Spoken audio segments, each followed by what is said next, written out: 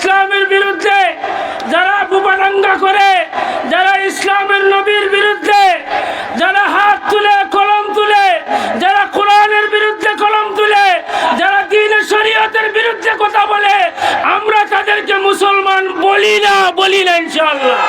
সারা বাংলাদেশ নয়, বিশ্বের উলামায়ে কেরামের তত্ত্বাবধানে আগামী ইজতেমা, বলেন কত তারিখ? 31 জানুয়ারি, 1-2 ফেব্রুয়ারি ঢাকার টঙ্গীর ময়দানে বিশ্ব ইজতেমা অনুষ্ঠিত হবে। একদল আপনার আমার সরল মনে মুসলমানকে ধোঁকা দিতেছে, বলতে ইজতেমা নাই, বলেন নাউযুবিল্লাহ। এই সমস্ত বন্ড প্রতারকদের থেকে আমাদেরকে সচেতন থাকতে হবে। আমাদের বিশ্ব ইজতেমা উলামায়ে কেরামের তত্ত্বাবধানে হবে। কোন দিল্লির নিজামুদ্দিনের, কোন ইহুদিদের দালালদের কোন প্রোপাগান্ডা চলবে না। যারা টঙ্গীর ময়দানকে রক্তাক্ত করেছে, যারা টঙ্গীর ময়দানে ঘুমন্ত মুসলমানদেরকে মেরেছে, 4 জনকে শহীদ করেছে, এই রক্তাক্ত করলেওয়ালা কোন তাবলীগ আমরা মানি না ইনশাআল্লাহ।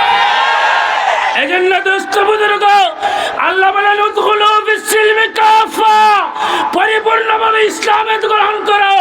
ইসলামের কোন আইন, ইসলামের কোন কানুনকে যদি কেউ অকাট্য করে, কোন নবীর বিরুদ্ধে, ইসমতে আম্বিয়া, আদালতে সাহাবার বিরুদ্ধে কেউ কথা উঠায়, যত বড় লম্বা পগড়ি হোক না কেন, যত বড় দরবেশি হোক না কেন, এই সমাজে, ইসলামী সমাজে মুসলমানদেরকে ধোঁকা দেওয়ার জন্য, মুসলমানদেরকে ধোঁকা দেওয়ার জন্য ইহুদিরা পাগড়ি পরে মুসলমানদেরকে ধোঁকা দিত, বলেন ঠিক কিনা? এজন্য এই তাবলীগ জামাত হযরত ইলিয়াস রাহমাতুল্লাহ আলাইহি, মুবাল্লিগ দ্বীন হযরত ইলিয়াস রাহমাতুল্লাহ আলাইহি রেখে যাওয়া আমানত, এই আমানত রক্ষা করতে হবে। আপনার আমার এই আমানত রক্ষার জন্য আমরা রাজি আছি তো ইনশাআল্লাহ। আমরা উলামায়ে কেরামের তত্ত্বাবধানে তাবলীগ জামাত করব, টঙ্গীর ইজতেমায় যাইব। যদি কেউ বলে যে টঙ্গীতে ইজতেমা নাই, বলতে হবে এই মানুষের ঈমান নাই। বলেন এই মানুষের কি নাই? ঈমান নাই। এটা উলামায়ে কেরামের শত্রু, এটা উলামায়ে দেওবন্দের শত্রু, এটা কোরআনের শত্রু, এটা ইসলামের শত্রু, এটা দ্বীনের শত্রু, এটা তাবলীগের শত্রু। এজন্য আল্লাহ রাব্বুল আলামিন বলেন উদখুলু ফিস-সিলমি কাফা ওয়া লা তাত্তাবিউ খুতুওয়াতিশ শাইতান। আল্লাহ বলেন ইসলাম ধর্মে পরিপূর্ণভাবে দাখিল হও। ইসলামের একটা মানি আর একটা মানি না, ইসলাম কোরআনের একটা মানবো একটা মানবো না, দ্বীনের একটা মানবো একটা মানবো না, পরিপূর্ণভাবে মানতে হবে। এই পরিপূর্ণ মানার নাম হইল ইসলাম। আল্লাহ বলেন ইন্নাদ-দীনা ইনদাল্লাহিল ইসলাম। আল্লাহর কাছে সবচেয়ে গ্রহণযোগ্য ধর্ম ইসলাম। এই ইসলামকে কিভাবে পাবলিকের কাছে পৌঁছানো যায়, এই ফিকির নিয়ে হযরত ইলিয়াস রাহমাতুল্লাহ আলাইহি চলতি ভিত্তিক একটা কি করছিলেন, মার্কাজ করছিলেন, চলতি ভিত্তিক একটা মাদ্রাসা কায়েম করছিলেন। এই মাদ্রাসার নাম হলো দাওয়াত তাবলীগ। কি এই মাদ্রাসার নাম দাওয়াত তাবলীগ? আজকে 100 বছর পরে আইসা এই দাওয়াত তাবলীগের বিরুদ্ধে ইহুদিদের কবলে পড়েছে, ইবলিসের কবলে বলছে। আল্লাহ বলেন ওয়ালা তাত্তাবিউ খুতুওয়াতিশ শাইতান। যারা ইসমতে আম্বিয়ার বিরুদ্ধে কথা বলে, ইসমতে আম্বিয়ার বিরুদ্ধে, আদালতে সাহাবাদের বিরুদ্ধে কথা বলবে, আমরা তাদের কথা মানি না, মানবো না। বলেন মানি না, মানবো না, আমরা মানি না। আমাদের উলামায়ে কেরামের তত্ত্বাবধানে আজকালকার সমাজে দেখা যায়, বিভিন্ন জায়গায় গেলে লোকেরা বলে এবারে ইজতেমা নাই। বলেন নাউযুবিল্লাহ।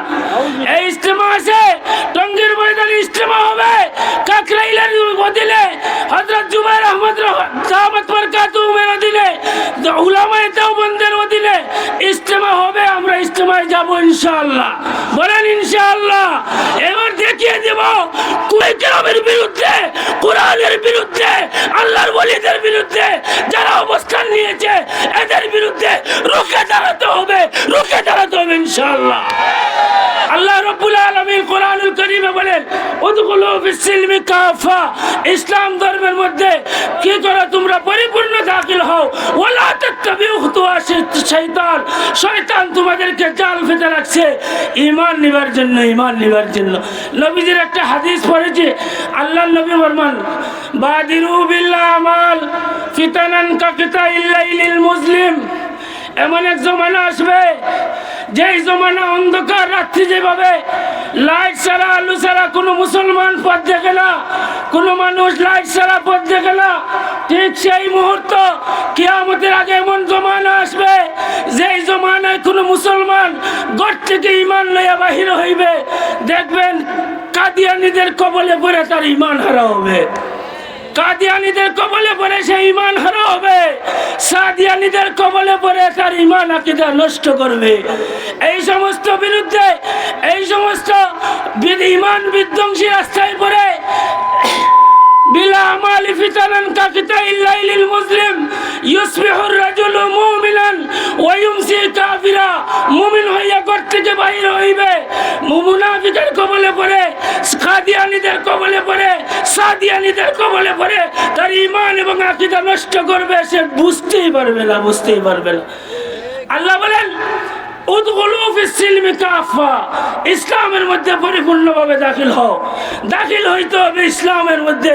ইসলামের নবী মুহাম্মদুর রাসূলুল্লাহ সাল্লাল্লাহু আলাইহি সাল্লামের নবুয়তের পরে 23 বছর জিন্দেগিতে যে আমানত রেখে গেছেন, এই আমানত কোরআন এবং হাদিস, কোরআন এবং সুন্নাহ মোতাবেক আমার আপনার জিন্দেগি গঠন করতে হবে। যদি কোরআনের বিপক্ষে, যদি হাদিসের বিপক্ষে, যদি নবুয়ত রিসালতের বিরুদ্ধে কেউ কথা বলে, এতে সে বড় লম্বা বাদরি হোক, এতে দিল্লির নিজামুদ্দিন থেকে বলো, আমরা তো মানি না, মানবো না ইনশাআল্লাহ।